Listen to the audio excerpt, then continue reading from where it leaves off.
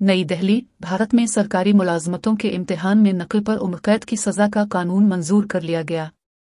भारतीय मीडिया के मुताबिक रियासत उत्तराखंड में सरकारी मुलाजमतों के इम्तिहानात में ऑनलाइन ऑफलाइन नकल, धोखाधही या पर्चा अलिफाट करने पर मुजरिम को उम्र कैद और इस काम में मुलव्वस तंजीमों को 10 करोड़ रुपए जुर्माने तक की सजा दी जा सकेगी। कानून को इब्तिदा में ऑर्डिनेंस के तौर पर मुतारफ कराया गया था।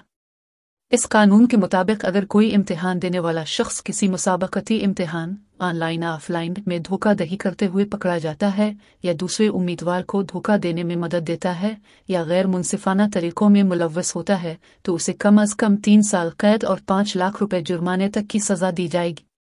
जुर्माना अदा न करने की सूरत में इम्तिहान देने वाले को मजीद 9 माह कैद भुगतना होगा।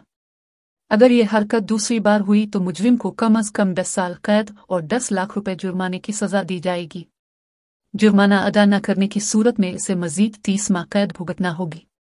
गुजरात में पेपर लीक होने की वजह से 2014 से लेकर अब तक स्कूल टीचर्स और जूनियर के लड़कों की भर्ती कम अज कम 9 बार मनसूख की गई है। दीगर भारतीय रियासतों में भी यही सूरत हाल है।